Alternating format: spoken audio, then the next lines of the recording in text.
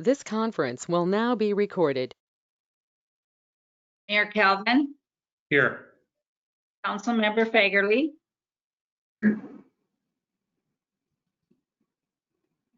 Councilmember Fagerly,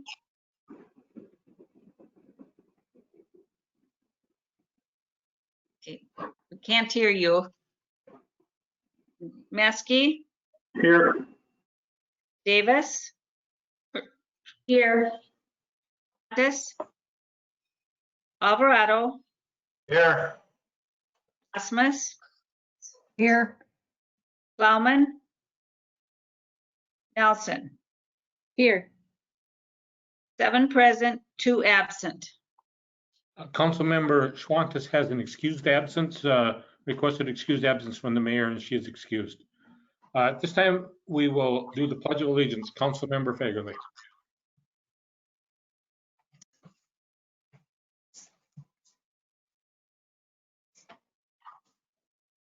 Rick, we're unable to, I'm sorry, Councilmember Fagerly, we're unable to hear you. Councilmember Osmus, could you do the Pledge of Allegiance, please?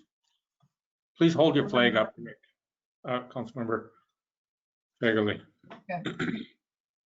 I pledge allegiance to the flag of the United States of America and to the republic for which it stands, one nation, under God, indivisible, with liberty and justice for all. Thank you for standing in there. Councilmember Fagerly, I had this problem once before and I had to go out and come back in. Maybe it might be best if you maybe try that. I know we do have our IT staff online as well. If maybe one of you could check and see if there's an issue with his screen. His light is green, but we're unable to hear him. You want to do a check there, Councilmember Fagerly?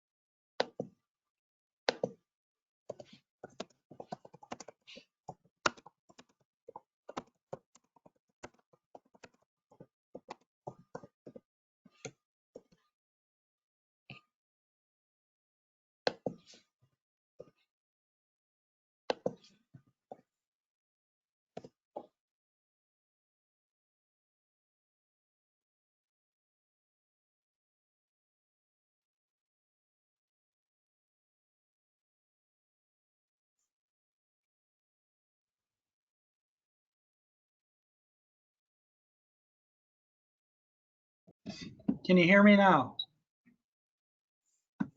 Good, okay.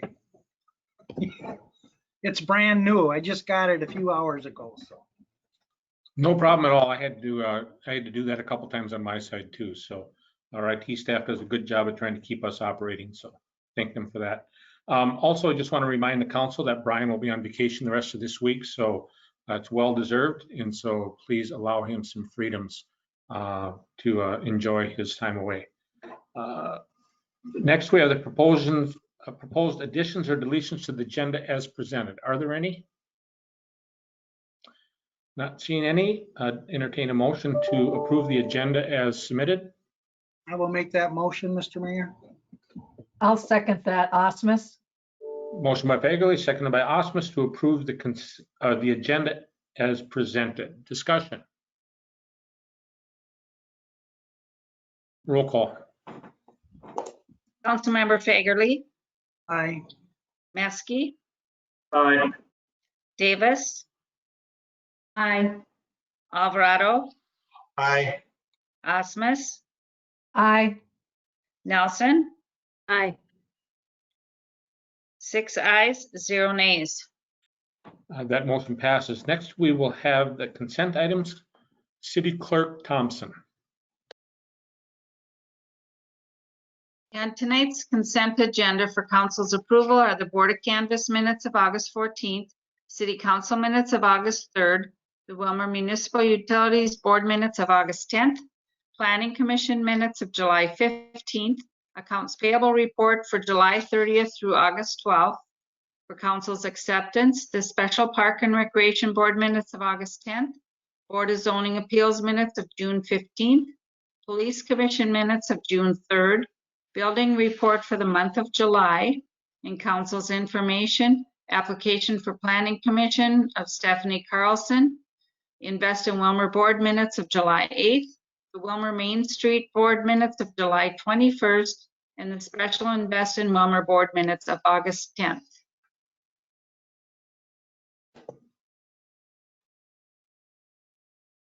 Looking for a motion to approve. I'll make that motion. Nelson?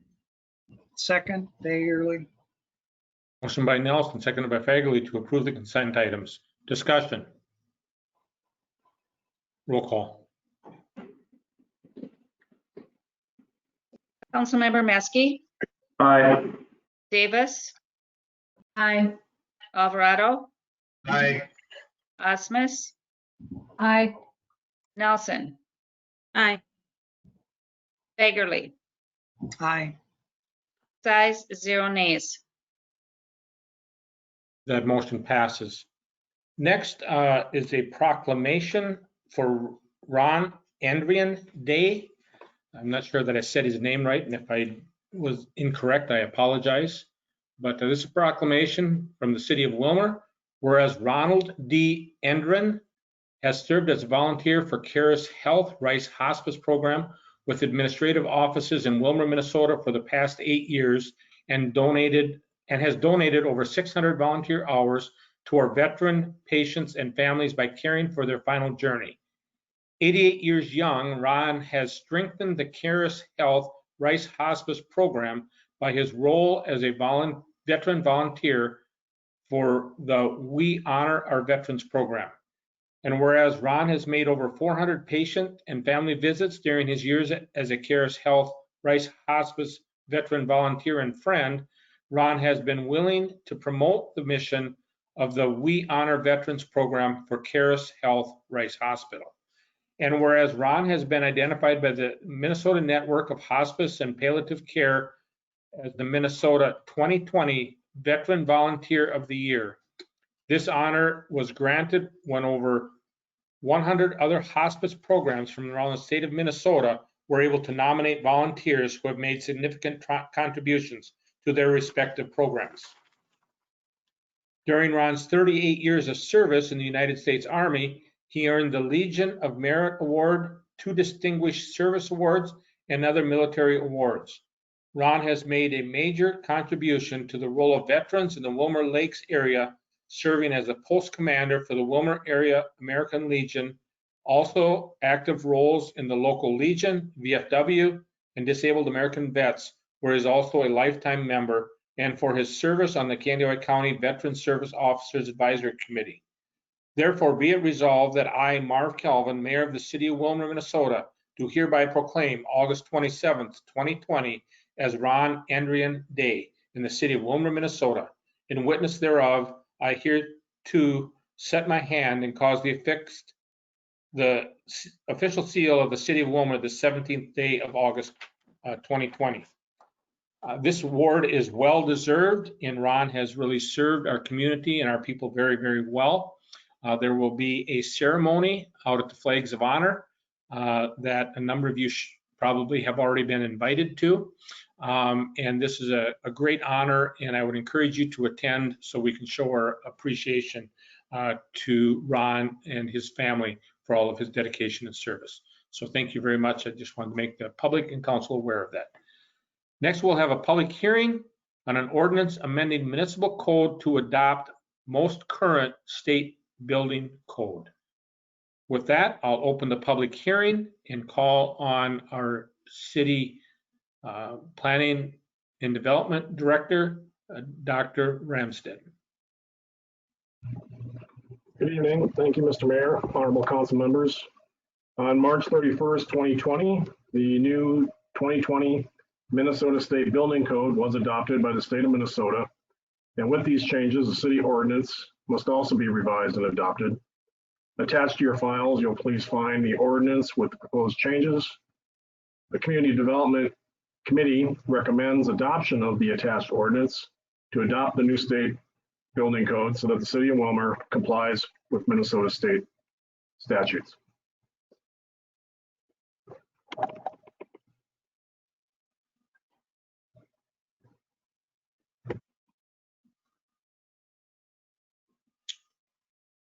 What action are you requesting, Dr. Ramstead?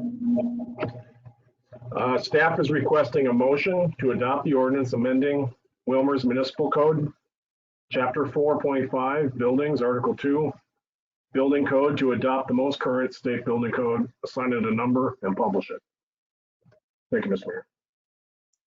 Okay. Ross, is there anybody that has called in for the public portion of this? I neglected to mention the phone number is 320-335-7135. If any members of the public wish to call in. Mr. Mayor, we do not have any calls at this time. Thank you. I neglected to recite the number, so we'll give them just a little bit of time in case they would like to call in. Seeing and hearing no members of the public calling in, I will close the public portion and move it to the council. Council, what are your wishes? Mr. Mayor, I'll make a motion to adopt the most current state building code. Nelson, I can second. Motion by Fagerly, seconded by Nelson to adopt the most current state building code. Any questions from council? Dr. Ramstead, I have one.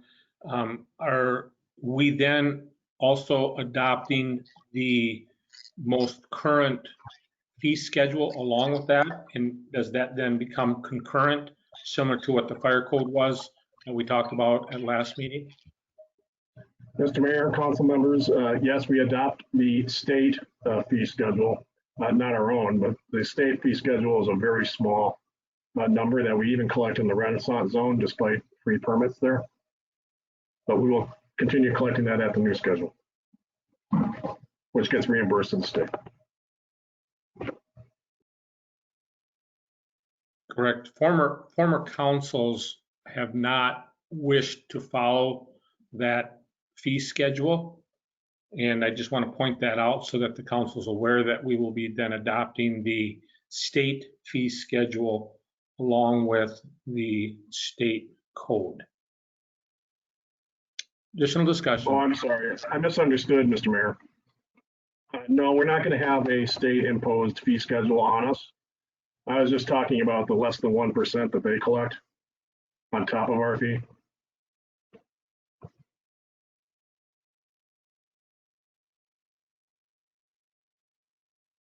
Okay, so we're gonna keep our current fee schedule then, is that what I'm hearing? That's correct, Mr. Mayor. Additional comments or questions? Roll call.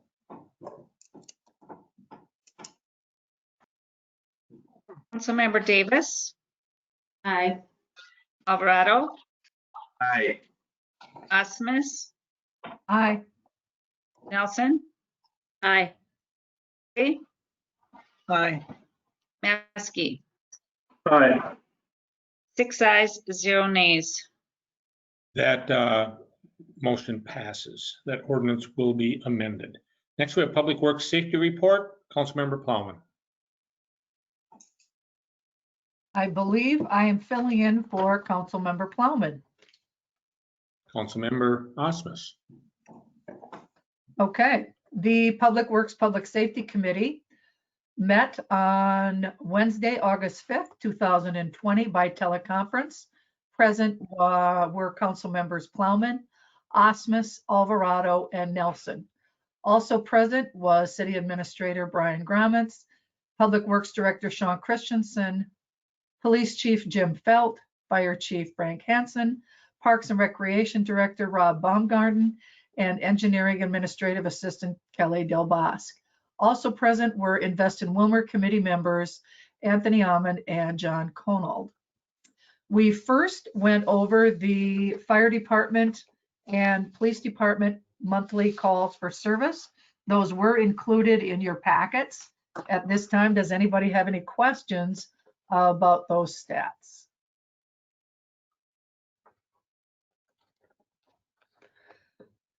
Seeing none, I'll move on to the items that we discussed.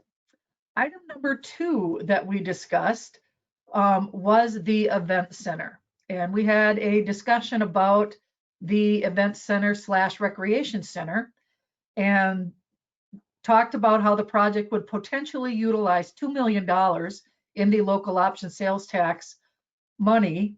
And it was suggested that the event center subcommittee discuss the project's priority list and then meet with the Invest in Wilmer board at their next meeting. Item number 3 that we discussed were the recreation fields. The discussion included updating the financials of the project and bringing it back to the Invest in Wilmer board for approval. Now, are we going to be having more discussion on this now or later on the fields? That would be your call as the chair of the committee conducting the report. Okay, at this point then, when we're talking about the fields, I would turn it over to Mary Sawatsky. Is she on?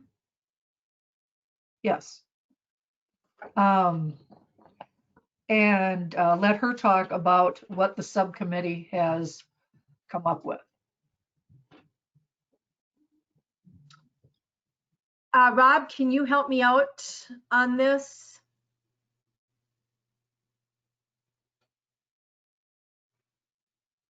Mayor, member of the council, with the recreation fields, I know that there's probably going to be discussion coming up later on this week about what can the sales tax projects handle with the revenue that is coming in. Later on in September, we'll probably be discussing if we can re-engage the architects to restart that project.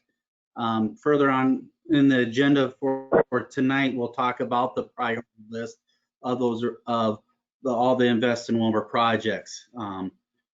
So it's kind of in a holding pattern right now until we can get re-engaged with the architects for the recreation fields.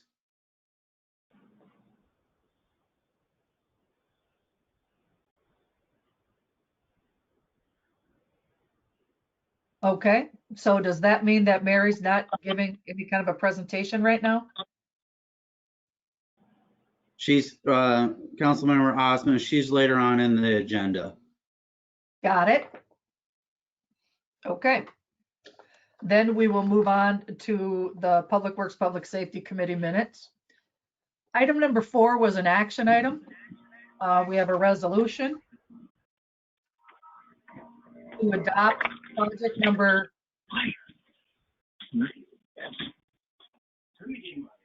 Somebody, one of the call. Caller 3, can you mute, please?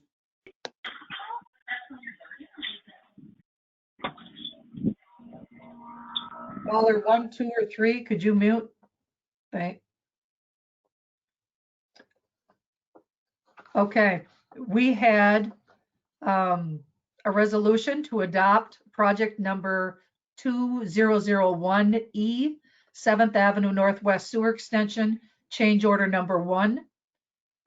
The background on this change order is Unique Construction is in the process of building a 288 unit apartment complex on 30th Street Northwest. A sanitary sewer connection on the 7th Avenue side is required to serve the complex. The city bid the project as is required to be built to our standards and will be a public sewer when it is connected. Bids were opened on May 12th with 8 bids received, and Land Pride Construction was awarded the project. Change order number 1 resulted from the following: replacing 3 feet of unsuitable soil with GeoGrid geotextile fabric and granular material in the amount of $12,875 to prevent soil settlement and sewer damage in the vicinity of the drop manholes. Lean backfilling and the use of ductile iron sewer pipe is required in the amount of $2,700. Polystyrene insulation is needed for the crossing of the sanitary and storm sewer to prevent the sanitary sewer from freezing in the amount of $3,249.20. This change order will be funded from the project's contingency budget. So I would, we had a motion and a second, and I would like to introduce a resolution authorizing change order number 1 in the amount of $18,824.20 for project number 2001E 7th Avenue Northwest Sewer Extension. I'll second that motion. Motion by Osmus, seconded by Alvarado to approve the change order number 1 in the amount of $18,824.20. Discussion. Roll call. Councilmember Alvarado, Aye. Osmus, Aye. Nelson, Aye. Fagerly, Aye. Maskey, Aye. Davis. Aye. 6 ayes, 0 nays. That resolution passes. Councilmember Osmus. Okay, that was it for items and for the committee, and we adjourned at 6:44. And I would submit those minutes. Nelson, second. Motion by Osmus, seconded by Nelson to file the minutes of the Public Works Committee. Discussion. Roll call. Councilmember Osmus, Aye. Nelson, Aye. Fagerly, Aye.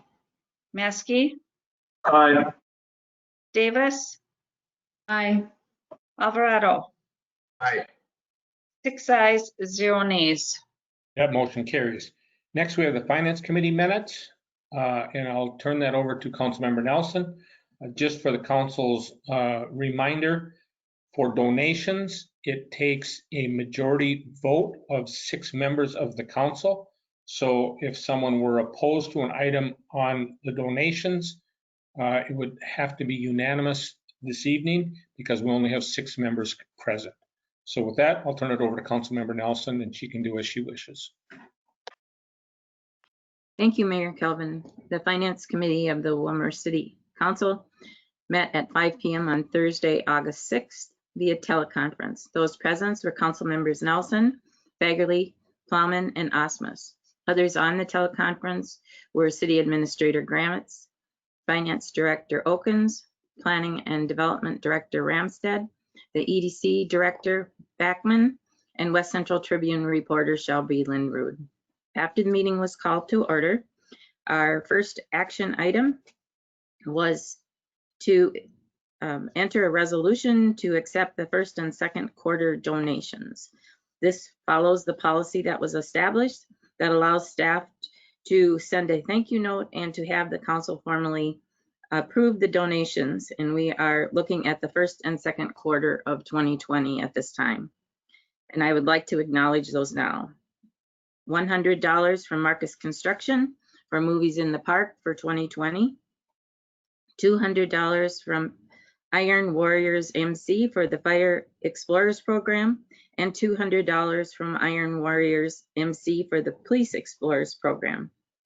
$1,083.67 from the Willmar Baseball Fast Pitch Boosters Association for the portable pitching mounds. $600 for the Ag Country Farm Credit Services Fire Department equipment.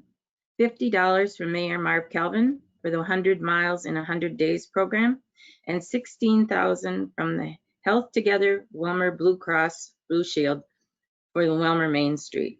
It was moved in a second to adopt those, and I will enter that resolution now. Osmus, I'll second that. Motion by Nelson, seconded by Osmus to approve the donations for first and second quarter 2020. Roll call. I'm sorry, discussion? Roll call.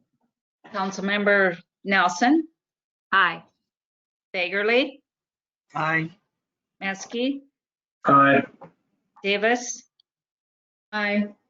Alvarado, Aye. Osmus. Aye. 6 ayes, 0 nays. That motion passes. Councilmember Nelson. Our next resolution was regarding the CARES Act grants, and we do have both Dr. Ramstead and Connie Schmall here tonight. And if I understand correctly, they will be doing the introduction of the CAR report that we reviewed and the moving this information forward. Dr. Ramstead, do you want to start? Sure. Thank you, Councilmember Nelson. Mr. Mayor and council members, the Federal Coronavirus Relief and Economic Security Act, or CARES Act, was signed into law on March 27th, 2020, and made funds available to qualifying local, state, and federal agencies to cover unbudgeted expenditures incurred between March 1st and December 30th of this year due to COVID-19. On June 26, 2020, the Minnesota Legislative Advisory Commission approved Governor Walz's request to formally allocate those federal CARES Act funds to counties, cities, and townships in the state of Minnesota. The city and EDC mutually understand that the EDC, based on its nature as an economic development organization and its regular practices of dispersing funds and loan proceeds, is consistent with its authority, and the EDC is best positioned to ensure that CARES Act funds are appropriately, effectively, and efficiently dispersed to aid eligible businesses and nonprofits. Candido County approved the transfer of about $1.3 million in CARES Act funds to the EDC on July 21st, 2020. That funding was wired to the EDC the week of July 27th. The EDC formally launched the CARES Act Pandemic Relief Program, or CPR program, on July 28th. Over the past week or so, the EDC has received well over 33 applications. I'm sure Connie can give us an update on that. 24 of those at the time were from Wilmer during our Finance Committee meeting. Of the 33 apps, 27 are businesses and 6 nonprofits. The city has received $1.5 million, and staff is recommending that $1 million of that 1.5 be transferred to the EDC's CPR program. The Finance Committee recommendation for the City Council is to adopt the resolution to have the EDC represent the City of Wilmer in distributing CARES Act relief funds on behalf of the city to small businesses and nonprofits, and to set the amount to be provided to the EDC from the City of Wilmer as $1 million. Therefore, staff seeks tonight a motion to adopt the resolution to have the Candido County City of Wilmer Economic Development Commission represent the City of Wilmer in dispersing CARES Act funds to small businesses and nonprofits, and to set that amount to be provided to the EDC from the City of Wilmer at $1 million. With that, I'm going to open it up to Connie. Yeah, thank you, Dave, and thank you, the mayor and city council people. I do believe the EDC is the best to disperse these funds throughout the Candido County. We have been doing that with some other funds.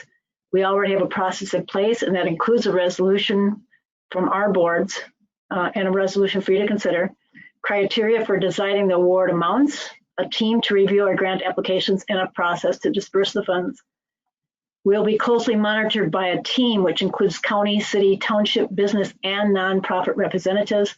Those teams have already looked at our process and our application forms, helped create them, and helped pass them. We'll make major efforts and are ready to market the program to make sure as many businesses as possible hear about the application process and apply, and nonprofits. With the collaborative program, we can reduce the duplication that could otherwise take place by our efforts and with businesses receiving funds. The EDC would take all responsibility for reporting small business use of funds to the U.S. Treasury, and we would encourage and invite all cities and townships to send the applications out to the businesses in their areas. As David said, I might have an update on numbers, and as of today, we have prepared and are ready for the third week of applications to be reviewed tomorrow. And with that third week, we'll have looked at and approved 58 businesses and 14 nonprofits. The funding for those 58 businesses total around $573,000 with an average of $9,900 per business. The 14 nonprofits approved or pending tomorrow would total $428,500 for grants with an average of $30,000 per nonprofit. Most of the nonprofits we believe have already applied at this time, or we've received them. We have 2 pending right now. And the businesses have been coming in 4 to 1. So we have approved $700,000. As of tomorrow, it'll be $1 million, $1,001,000. We do have funds that have come in from the cities of Candy, Ojai, New London, Panic, and Spicer, in addition to the county. Townships that have invested monies and joined the collaboration include Dovry, Harrison, Lake Andrew, New London, and Wilmer townships. And we have 11 other townships considering and 4 other cities considering joining this collaboration to get the funds out. Do you have any questions for me?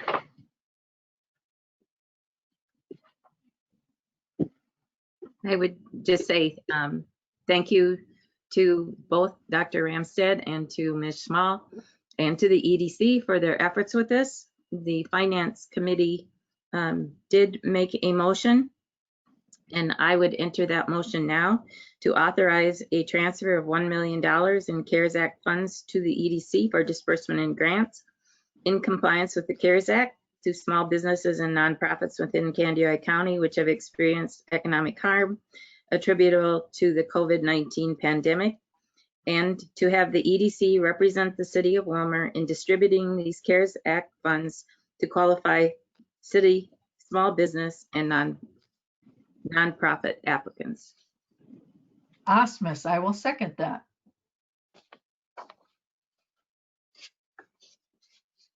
Motion by Nelson, seconded by Osmus to have $1 million in CARES Act funds transferred to the EDC for their disbursement. Discussion. I got a question. This would be for Connie. Is the EDC charging an admin fee or anything for these funds? Or are you just doing it out of your normal budget? Yeah, thank you. That's a good question, Rick, if I can answer, Merv. Ms. Small. Yeah, the EDC staff will not be charging any fees for what we're doing. We believe that's in line with our regular duties to assist businesses in the community. We have hired a consultant to help us with our marketing materials and some of our letters and things that'll go out to businesses and that are already getting put on social media. We will be using a portion of the funds that are allocated to us for this program to pay for that consultant's fees. So we will not be charging anything in addition to the city or to the county or any of the townships. Thank you. Ms. Nelson, or sorry, Councilmember Nelson, I do have a question. What was the total amount that the city was awarded? Do you recall that number? It is in the resolution, and it is $1,514,038. Thank you. And then Ms. Small, I have another follow-up question. You talked about the number that you were approving as of tomorrow, potentially, which was 58 from businesses and 14 from nonprofits. How many total applicants have you had to this point? Yes, Mayor Kelvin. The 58 includes the 2 weeks that have already been approved and tomorrow's applications, 58 businesses. In addition, we have 9 waiting for additional information, and we received 11 today. So that's a total of 78 businesses. For the nonprofits, we have 14 that'll be approved as of tomorrow. We have 2 waiting for more information and none received today. So that's 16 nonprofits. out of the business, 58 businesses, 33 of them were from Wilmer, or 56% of them are Wilmer businesses.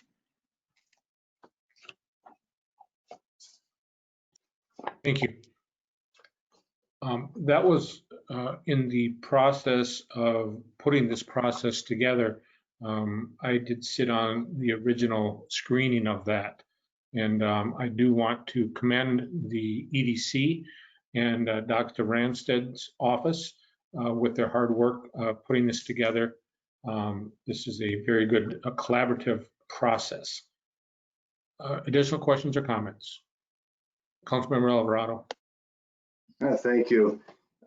Connie, I was just wondering, are you happy with the response? Is the word out there? Are businesses, do you believe, hearing it and trying to take advantage of the opportunity?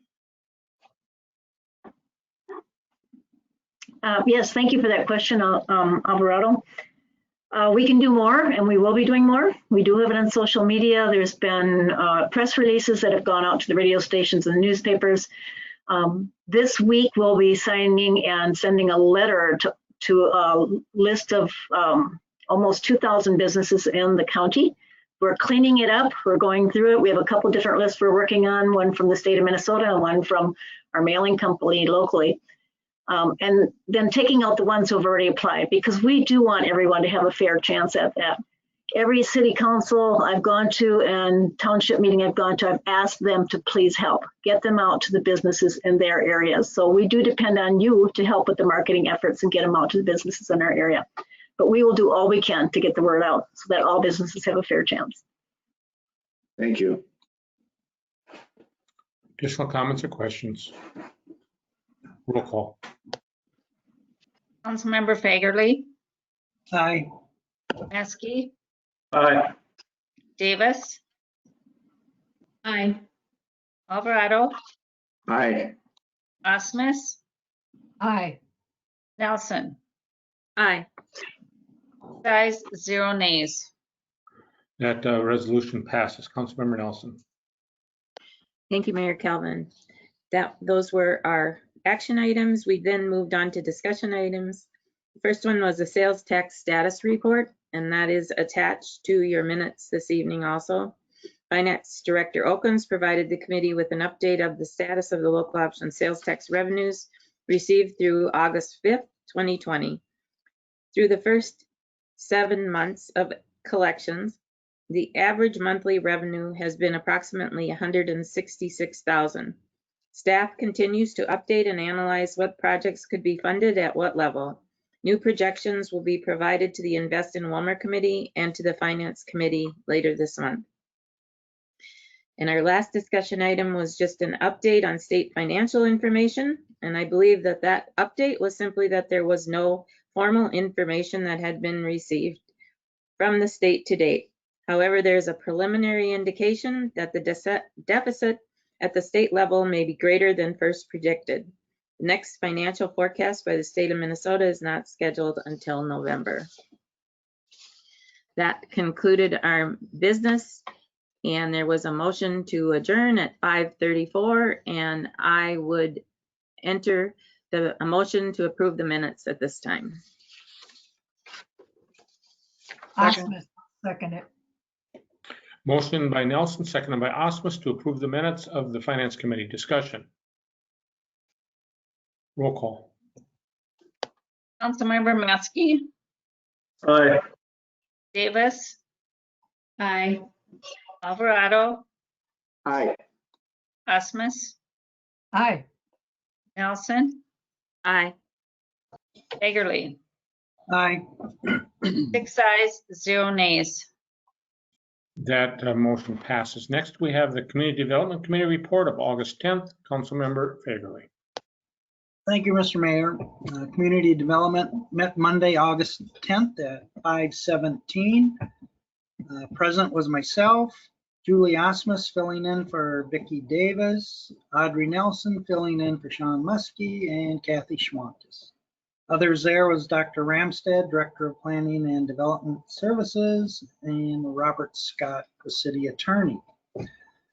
Our item for discussion was the second batch of additional Renaissance Zone incentives. Dr. Ramstad presented the history on the Renaissance Zone adopted by the City Council in May of 2020. Staff then presented a revised tax abatement policy that included special conditions and the parameters for developers to receive special abatement considerations by the city as part of the Renaissance Zone Overlay District. The policy revisions do not prevent non-Renaissance Zone abatements from occurring as part of the traditional zoning underlying the Renaissance Zone or in any other surrounding areas. The proposed amendments to the existing city tax abatement policy establishes a separate standardized process for projects that meet Renaissance Zone design criteria so that said projects may be considered on a priority basis by the city. A motion was made and seconded to adopt the revised city tax abatement policy. And I'll make that motion now. Osmus, I will second that. Motion by Fagerly, seconded by Osmus to approve the second batch of additional Renaissance Zone incentives. Discussion. Roll call. Councilmember Davis. Alvarado, Aye. Osmus, Aye. Nelson. Aye. Fagerly, Aye. Maskey. Aye. 6 ayes, 0 nays. That motion passes. Next, we have a special Public Works Safety Committee minutes. I should probably, Mr. Mayor, I should probably make a motion to accept these. And I'll do that. Councilmember Fagerly. There was no further action, so I'll make a motion to adopt the Community Development Committee meetings. Nelson, second. Motion by Fagerly, seconded by Nelson to file the minutes of the Community Development. Discussion. Roll call. Councilmember Alvarado, Aye. Osmus, Aye. Nelson. Aye. Nelson. Aye. Hey, Aye. Maskey. Aye. Yes. Aye. 6 ayes, 0 nays.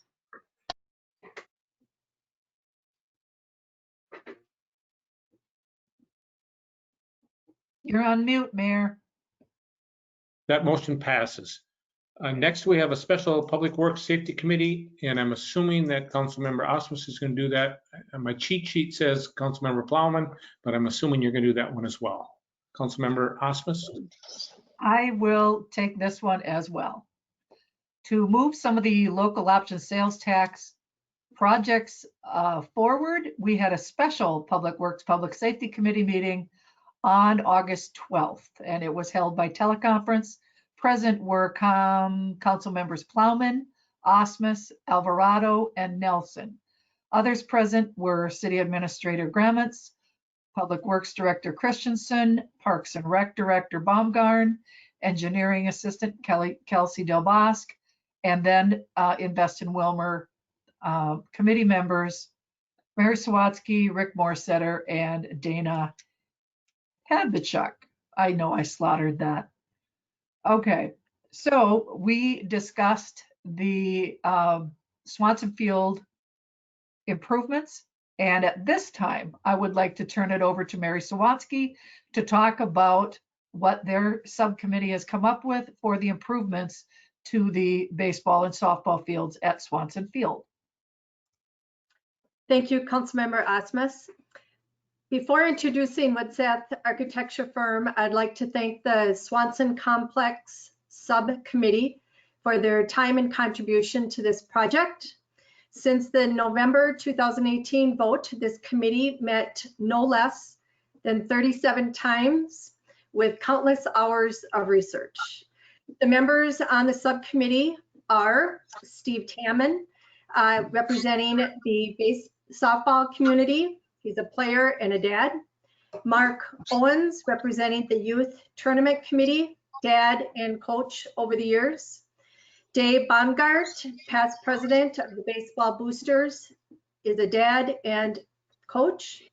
John Swatsky, Wilmer High School graduate, player on every level offered here in Wilmer, including Bridgewater, the Rails High School, Legion, VFW, and a past VFW coach.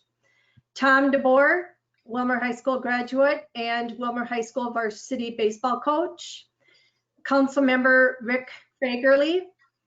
And last but not least, Rick Morsetter, who back in 2003, when the straight line winds came through Wilmer, Rick and a few baseball-minded locals solicited donations from local businesses and supporters. And Taunton Stadium was built with 2005 as the inaugural season. Rick has been an incredible asset with his knowledge from that last project and into this one, and for his support for local youth ball. I'd also like to thank Rob Baumgarten for facilitating this project. And I'd also like to thank Invest in Wilmer Board, especially Matt Dawson, Tony Ammon, and John Conold. Had it not been for their vision, this local option sales tax campaign would not have happened. Now I'm happy to introduce Dana from Widseth. He'll walk us through the presentation and we will welcome questions after the presentation. Thanks. Thank you, council members, Mayor Calvin and Mary, for the introduction. I think at this time I need to grab the screens. If somebody can hand it over to me, I'm not sure exactly how that works. Cody, can you please make Dana the presenter? He should be.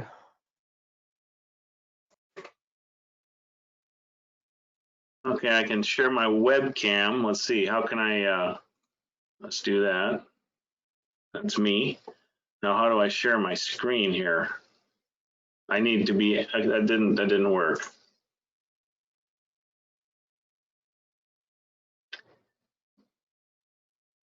On my screen, it's saying to share your screen, ask the organizer to make you the presenter, and that hasn't happened yet.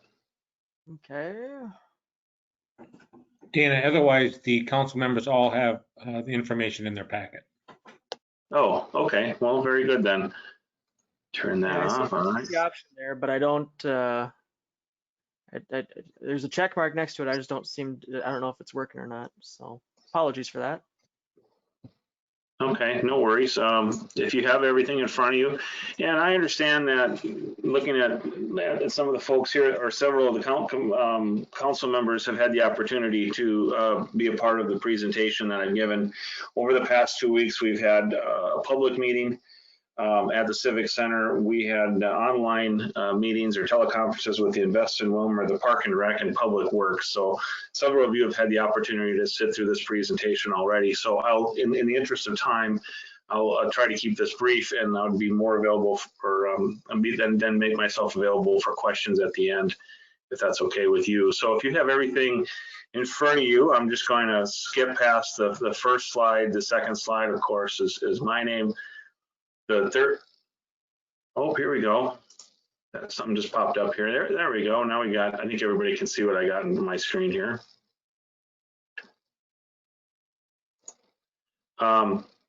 There we go. Okay, so like I said, the design team is Widseth Architects and Engineers. Anderson Johnson is our consultant. Marcus Construction right there in Wilmer is our project manager, along with the Park and Recreation Department and the Invest in Wilmer, along with the subcommittee.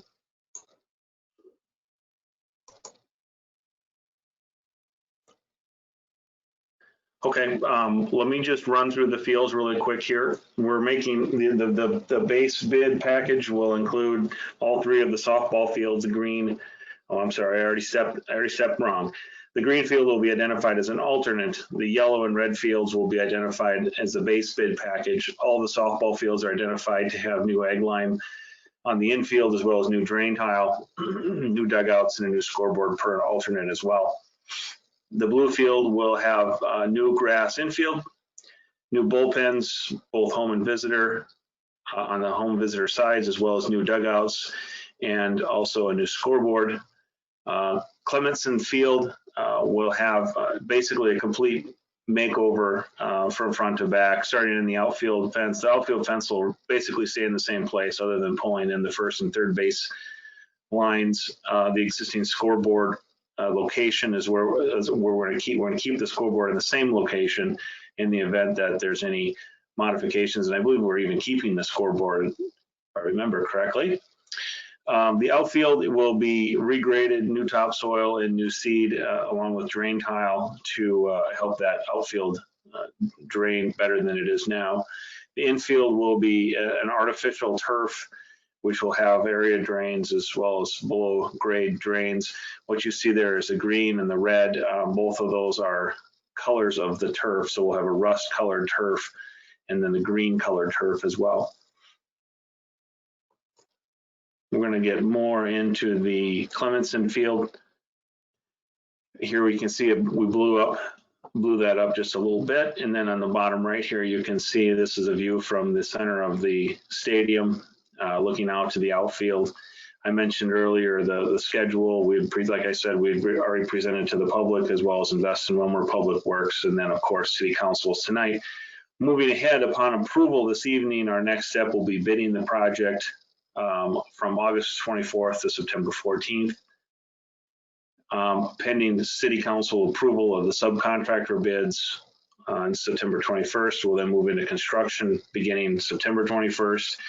And then due to the scope of the project, more than likely we won't finish construction until spring of 2021. We'll do as much as we can this year, obviously. And then when we continuing to look at the orange field, this is looking obviously from the outfield in. You can see the visitor dugout with the concessions on the left and on the right side of the home dugouts, and then the berm, which wraps around the outside, can be seen here. That's the edge of the berm. So this was a key feature that we put into the project early on, and we felt it was important that we have this berm seating to facilitate the 200 seats in the stadium. Another look of the orange field. I can zoom in here just a little bit to talk about the concessions facility. So this is the dugout here. This is part of our base bid. The concessions is here. This is also part of our base bid in an attempt to build in as many of the restroom facilities as we can. We identified a couple of alternates. This is an alternate number 2, which is both male and female restrooms, handicap accessible, as well as additional storage for the concession. So this component right here is part of an alternate that we've identified. So pending our bids, we will hopefully be able to incorporate that into the construction process as well. On the blue field, less work on the blue field, but primarily we'll be looking at a new grass infield, new dugouts, new drainage on the infield with area drains, as well as drain tile, and then a new bullpen on the first and third base lines. Just kind of recapping on our budget. Our base estimate for this project is $1.5 million with $500,000 for soft costs.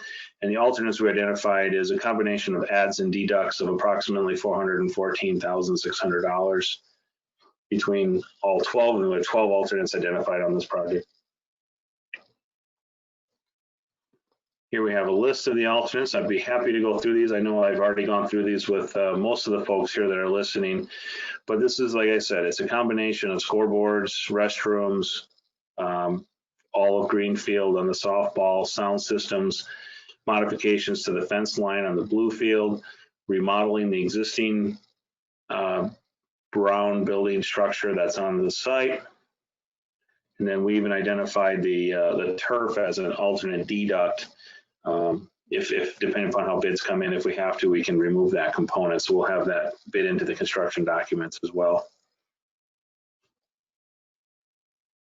And then the brown building, this one has been not really a challenge, but it's been part of the process from the beginning on, first thoughts were, should we tear it down? And then when we really looked at the amount of utilities that are integrated into this building, we felt the best way to address this was to remodel it, essentially, leaving the existing utilities in place and then identifying multiple alternates. One of the alternates being a 8 toilet or 8 fixture addition on the north side of the building.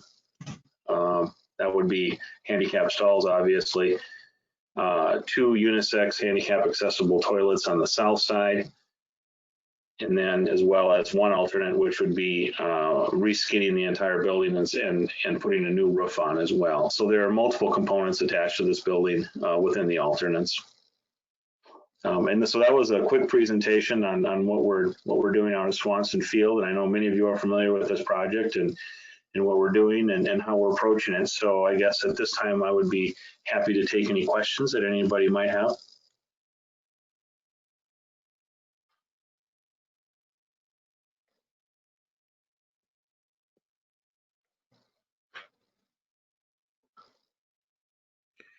Annie, you're gonna have to remove your presentation so that we can see the screen. Okay.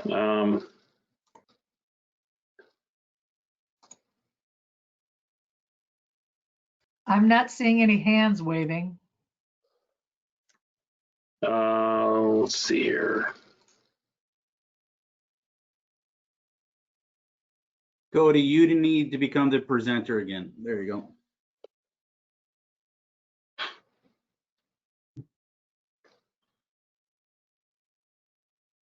Yes, Mayor Calvin.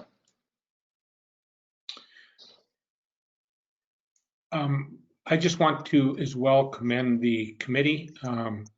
I did attend the public information session, and there were not a lot of people there, but there were a lot of good questions. And one of the concerns I had was making sure that we were addressing the dugout issue. And I was assured that the dugouts are being addressed. And so thank you for that. So I do have a question when it comes to the budget process. But at this time, as far as the rest of the project, I think it looks like a very good project and project that we should move forward on.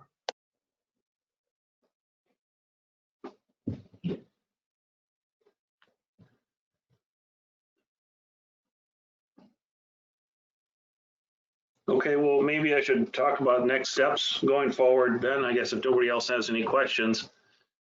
I don't think I saw any more hands go up. We will be circling back with our subcommittee this week with Mary and Rick and any other subcommittee members who are available to attend, which will be going through the full set of documents in detail. We've done this once already and we'll be doing it again before we go out to bid. And like I had mentioned earlier with my schedule, our hope is to go out for public bidding on August 24th. So that would be next Monday. We would submit that to subcontractors for bidding. So this week we would be pushing to complete our documents 100%, or pick up any changes or modifications or questions which may come up from our subcommittee this week. And then advertisements for subcontractor bids August 24th to September 14th.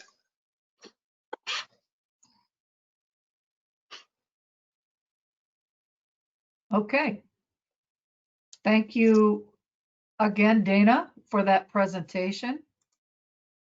We'll go forward with, there was a motion and a second at the committee to approve a resolution for the design and construction document for the Invest in Wilmer Swanson Fields project and to authorize the project to go out for bids.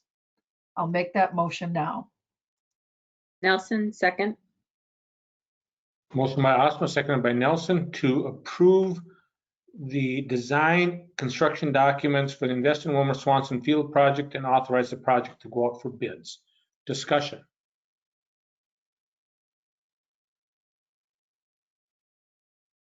As I stated earlier, I was going to have a comment under the budgetary process.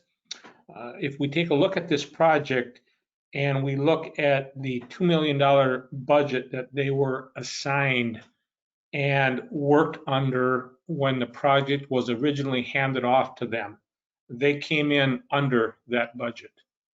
by less than $100,000, but yet they were under. When we add the additional fees and contingencies into this budget, we then become over their dollar amount.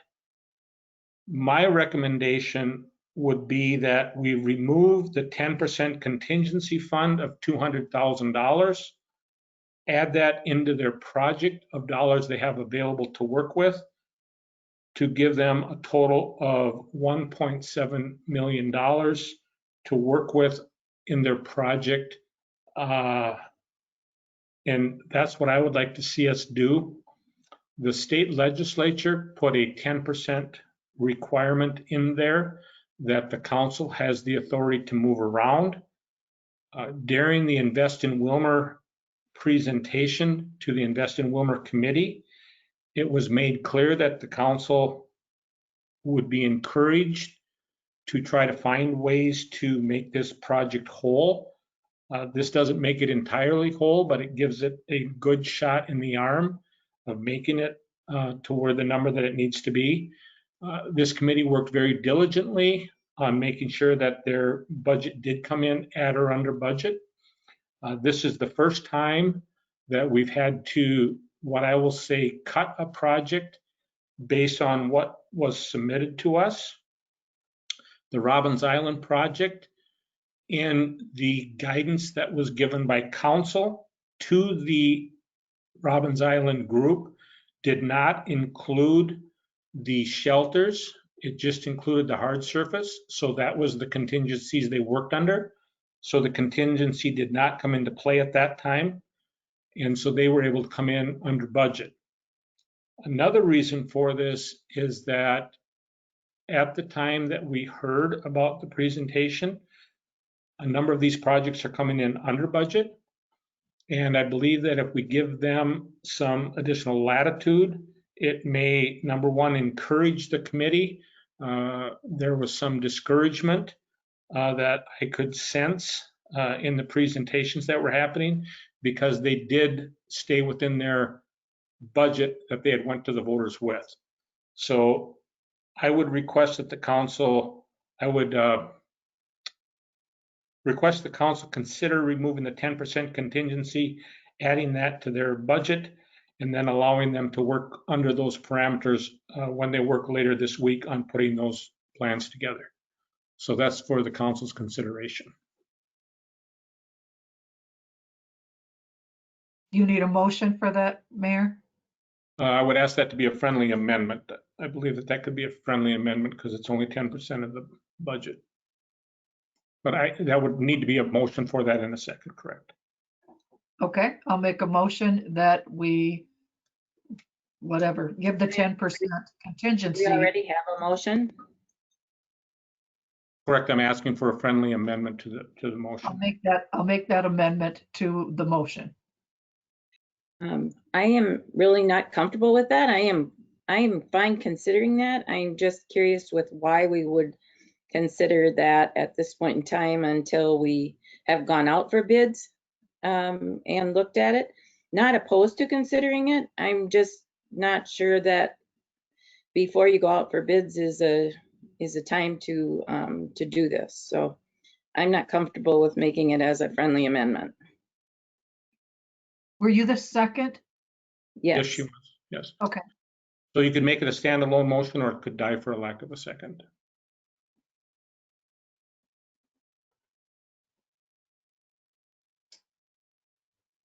Dies for lack of a second. The motion on the table is to approve a resolution for the design and construction documents for the Invest in Willmar Swanson Field and to authorize the project to go out for bids. Additional discussion. Roll call. Councilmember Osmus, Aye. Nelson, Aye. Hagerly, Aye. Maskey, Aye. Davis, Aye. Alvarado, Aye. 6 ayes, 0 nays.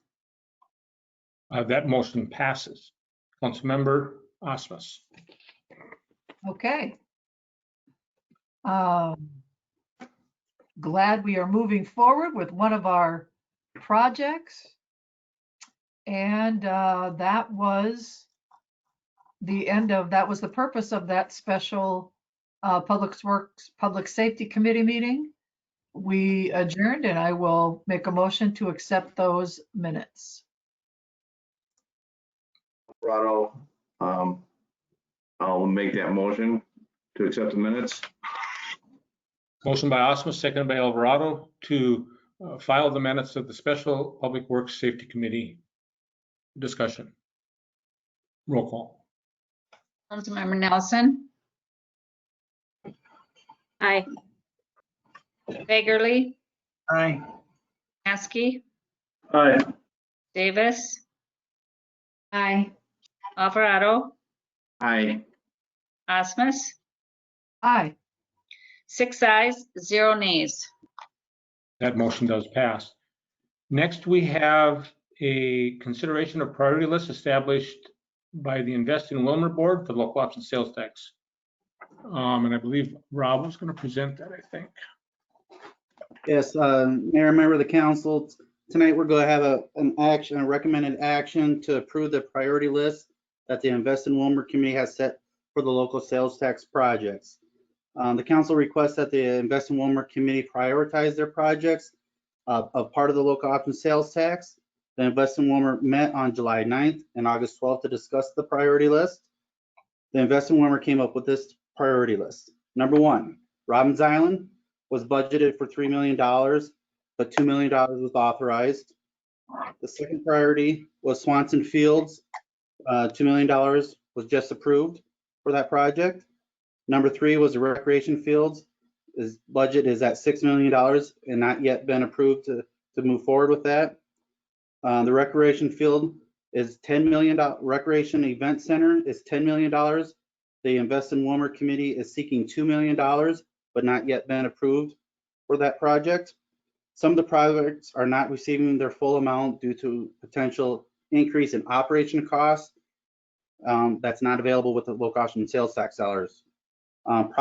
Projects that the Invest in Wilmer Committee recommends to be placed on hold is the first one is the community center because it's tied to the City Hall project. Number 2 is the remaining $8 million for the event center. And number 3 is the stormwater projects that are now under the original budget amount of $7 million that will be addressed when Public Works staff has a project ready and requesting those funds on an annual basis.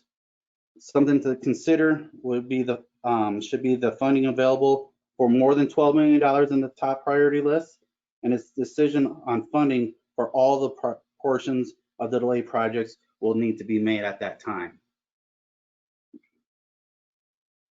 So looking for a motion to approve the priority list that the Invest in Wilmer Committee has set forward for the local option sales tax projects.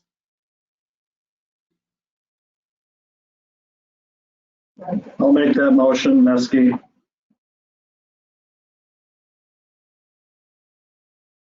Osmus, I'll second it. Motion by Maskey, seconded by Osmus to approve the project list as explained by our Park and Rec Director. Discussion. Seeing and hearing none from the council, as the mayor, I will speak to this. I attended the very first meeting that the Invest in Wilmer people put together. And I attended probably literally hundreds of meetings since then. Where we're at today is concerning on a couple of different fronts. And I'll talk about the financial side of it to start with. We are putting 25% of our budget aside for contingencies and for engineering services. On a $30 million project, that's $4.5 million. So $4.5 million is being put on the sideline of our projects that are not even being considered. 10% of it was put in by the state legislature that we had no input on, or were not even asked about it prior to them putting it in the bill. Councilmember Nelson and I attended those. Councilmember Nelson attended 2, and I believe I attended 1 of the meetings at the legislature. And the first time that we presented, we were given a green light. Everything was good to go. The second time we were contacted and they had cut all of our projects, and you'll all remember that. When they came back, they put the 10% requirement in. I understand the 10% and why they did that, so that there would be the ability to move that throughout our projects. But for the city of Wilmert to put $4.5 million on the sidelines when the voters voted for us to do these projects, in my opinion, doesn't make a lot of sense. The priority, when we found that out, I advised the council that my recommendation is that the stormwater projects be used as what I called the bounce. So 10% of the $7 million would allow $700,000 to have been set aside for that bounce, if you will. I brought this up at numerous times. I brought it up to staff numerous times. And here we are now cutting projects that the citizens of Wilmer voted on that they wanted done, but moving our stormwater projects ahead of our community center, ahead of our event center, on other projects. And that to me is troubling as the mayor. When we went to the council and asked the citizens to vote for this,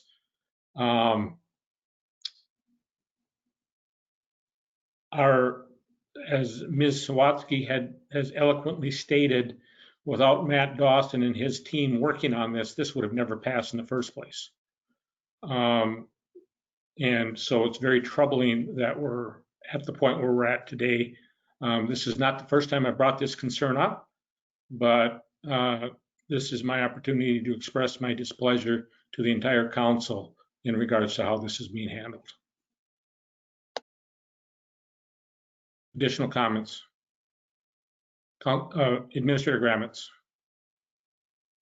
And Mr. Mayor and City Council members, it is not uncommon to have a contingency amount in any project of any scale.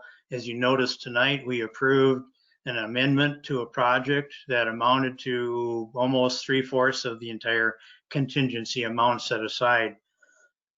So that is not an unreasonable thing to have in these projects.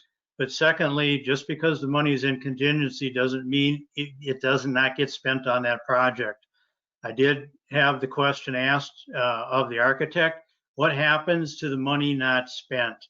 And quite honestly, if there's alternates that were not selected because the project got too expensive, if there's any money left over, any of those alternates can be picked back up and funded with any money left over on any of the projects.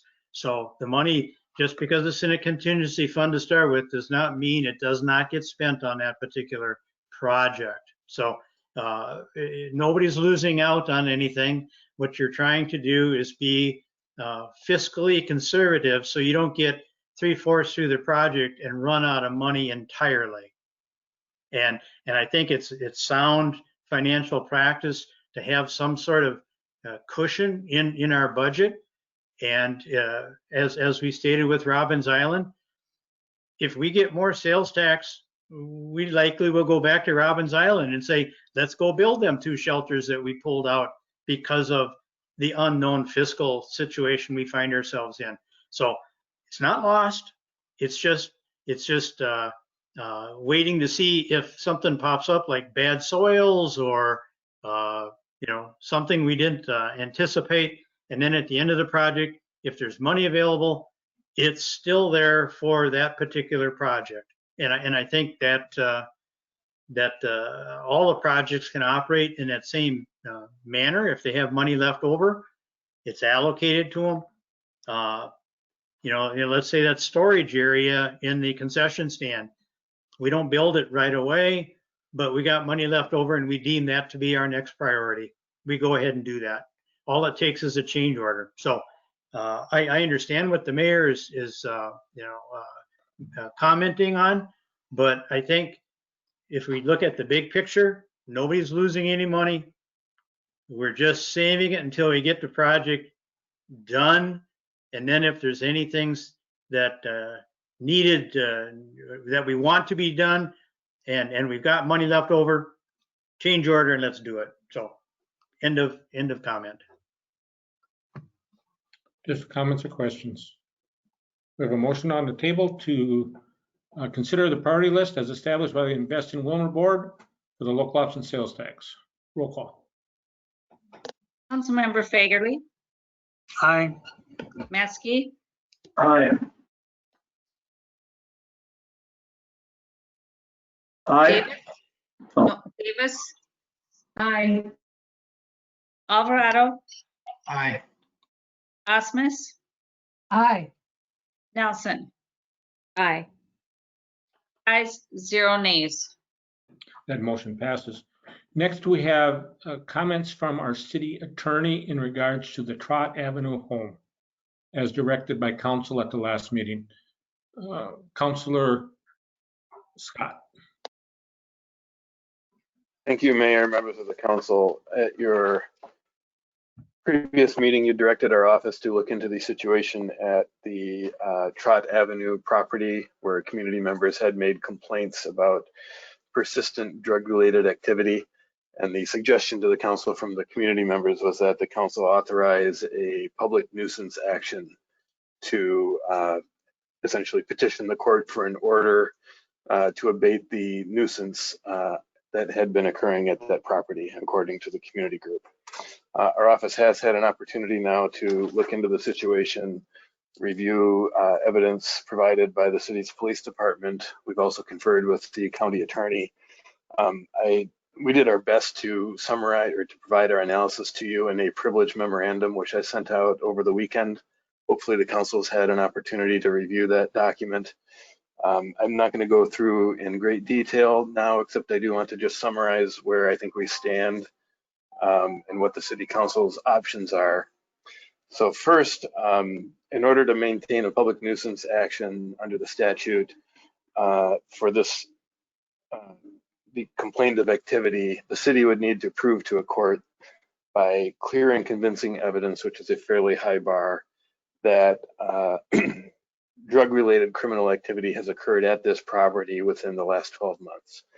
We've reviewed enough information now regarding the different law enforcement responses and resulting prosecutions to feel confident that there is evidence that would support the city bringing a nuisance action under the statute if the council chose to do it. With that said, the statutory process establishes a notice requirement. We couldn't just go to court immediately. We'd be required first to give formal notice to the property owner and I think all the occupants, and do our best to negotiate and attempt to reach an arrangement where the property would come into compliance and the nuisance would be abated by voluntary means. We'd have a contract essentially with an abatement plan if the negotiations were successful. We have to take a shot at that first within the 30-day notice period before we could go to court. So keep that in mind as we start to talk about the different options the council has. The other thing I think the council should be aware of is that as we understand it, and the information we had was current as I understand it as of the end of last week, the property owner has communicated through the news media that she intends to voluntarily take care of the situation and hopes that this doesn't go to court. And not just that, there are now some concrete steps that we're aware of that would seem to validate that intent by the property owner. I believe we have observations of the property that the lower unit of the 2 units at the property has now been vacated, or at least was in the process of being vacated as of last week. And that is the unit that, as we understand it, to the extent there is an actual distinction between an upper unit and a lower unit at that property, that's the unit where the problems had resulted from. And not only that, I think we understand that the property itself has been listed for sale and in fact has sold, or at least is in some stage of an offer being made and accepted. I don't know that there could have been a closing yet, but at the end of last week, at least the realty website seemed to indicate that the property was for sale with a pending offer. So there are certainly some pretty significant indications that the property owner is in fact taking steps that would bring this property into compliance and resolve any ongoing nuisance conditions on the property, perhaps without the city taking any action. So with all those updates in mind, I guess, we did identify some options for the city council to consider, which we'd be seeking some direction from tonight. And they range from, I guess, least aggressive to most aggressive. The first being essentially a wait and see approach. Again, there have been not just statements made, but now some concrete actions that the city has observed and confirmed that suggests that perhaps this attention on the property has resulted in what will turn out to be voluntary compliance without the city needing to invest further resources in pursuing the specific property. So certainly it's within the, certainly within the council's right to consider that progress and just wait and see if any before taking any formal action. Ratcheting up, I guess, and the aggressiveness of a response, the city could certainly direct our office informally to make contact with the property owner and try and verify progress to date and perhaps enter into some sort of more formal agreement with the property owner on how the situation would be remedied. I'm sure proceeding to the sale of the property would be a central pole of any strategy like that. But that would be having us get involved, but stepping short of actually giving any formal notices under the statute and starting that notice period in action. Third, you could certainly authorize us to proceed and issue the formal notice now with the understanding that we need to do this anyway before we could go to court. We would give notice to the property owner. We would then have 30 days to try and work out an arrangement, and we'd be required to do that. We could only go to court if we were unsuccessful in doing that, or if we were to reach an agreement that was then breached. And then fourth, we had presented some options for, there would have to be a criminal referral for the property owner. I'm not recommending that at this point. And certainly the council itself can't dictate that any prosecutorial decision be made, but it could certainly be made as a referral to the prosecuting attorney. And that could be a standalone option or deployed with any of the other options in combination. So with that in mind, I think those are the four options. The last point I'd make is any of those four options, the city is completely within its discretion to make them without having to worry about facing liability. I think there have been some suggestions at some point that if the city didn't act, it could be liable. We did address that in our memo, but the point I just underscore is whether to devote resources to a specific property as you've been requested to do in this case is completely within the council's discretion. It's certainly appropriate for the council to decide, especially in light of the progress made, but even without that, that it's not a priority for the council and you have other pressing needs for city resources. If you make that decision, and I'm not recommending that or not recommending it, but if you were to make that decision, you are not opening the city up to liability in our view.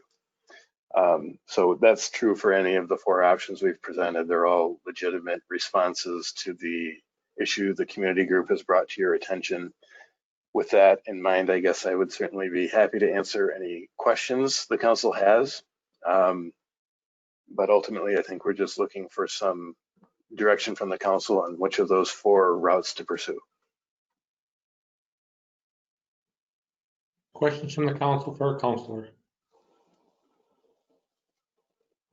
Councilmember Alvarado. Thank you, Mr. Mayor. So if we continue to monitor this situation and see that the property is sold, or let's say the sale falls through, we can always come back and like you said, ratchet up our moves. But right now, I'm of the thinking that personally, I think we should just wait and see and see what happens. I've heard through conversations from some of the people in that area that the house has sold, but I don't know that's official. That's hearsay until we know for sure. But I like to think that our best course of action at this time would be to wait and see. That's just my personal opinion. Thank you. Additional comments or questions, Councilmember Heskey? I would agree with Councilmember Alvarado. I think a wait and see here is probably the best move at this point. Knowing who's it or whatever, we would have a legitimate claim, which is good to hear.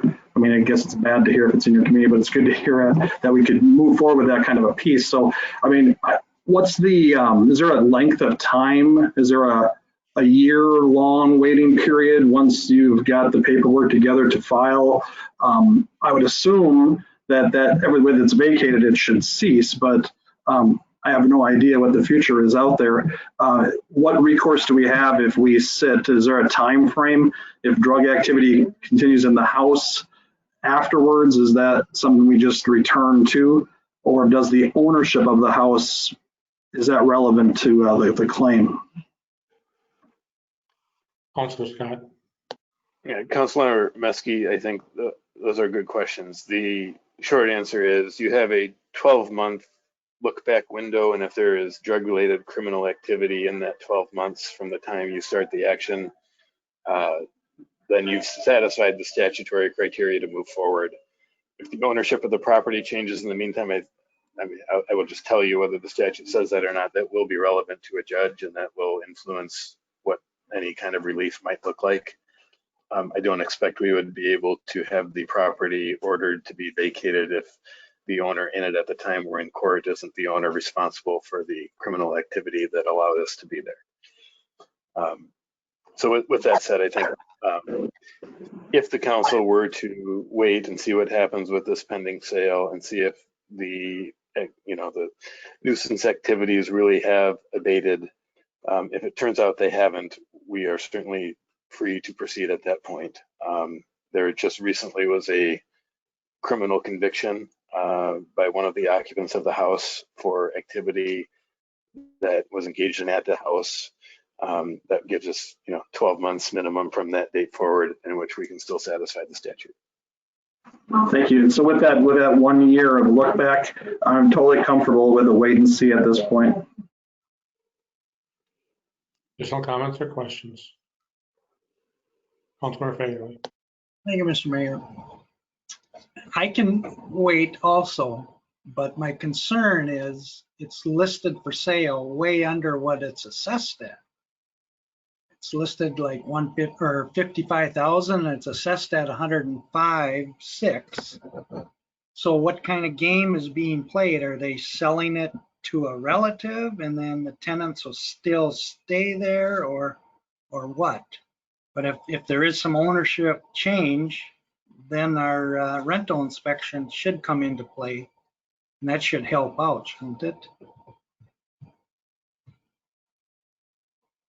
Councilmember Fagerly, yes. If this, I mean, we don't know for sure that the new owner, assuming the sale were to go through, is going to seek to rent this property out. But assuming that is the case, then yes, it would need if I understand it, under your rental licensing ordinance, it would need to be inspected at that point.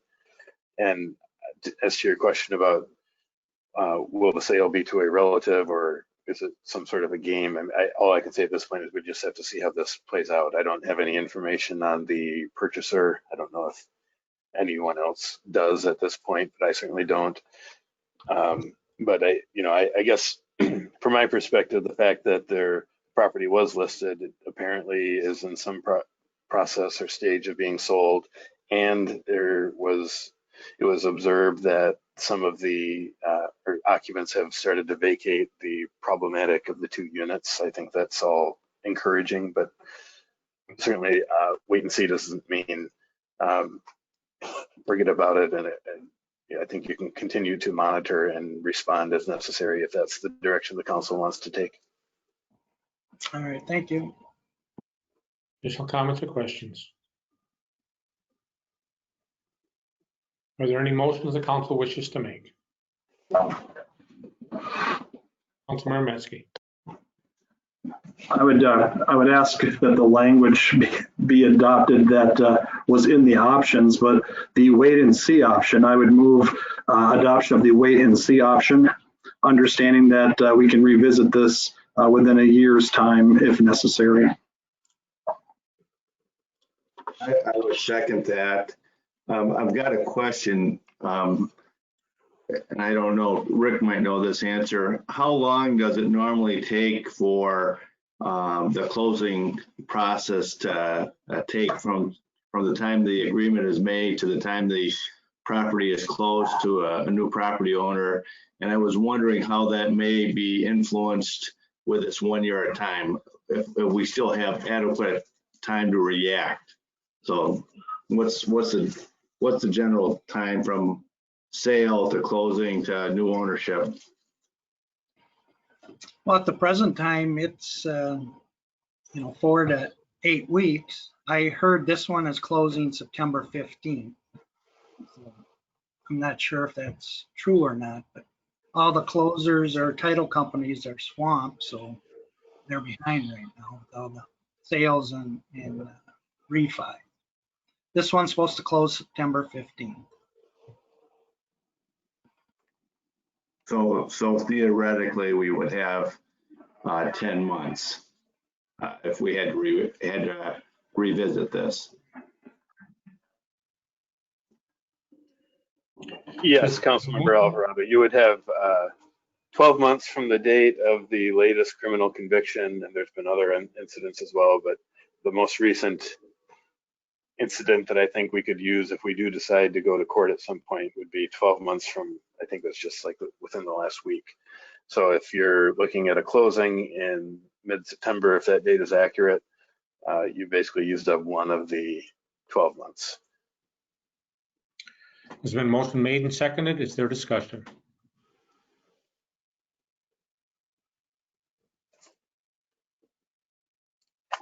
Additional discussion. Roll call. Councilmember Maskey, Aye. Davis, Aye. Alvarado, Aye. Osmus, Aye. Nelson, Aye. Hurley. Aye.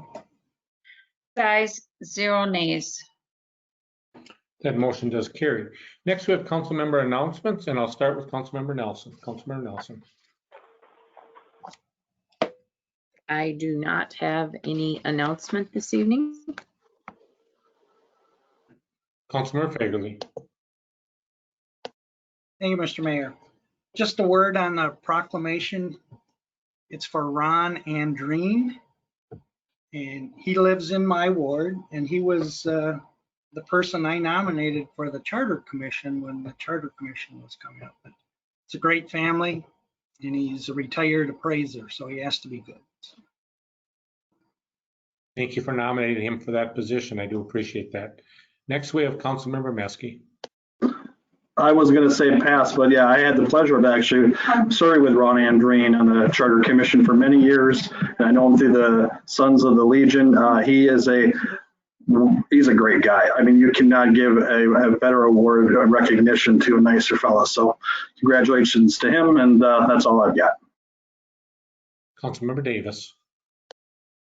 Nothing tonight, thank you. Councilmember Alvarado.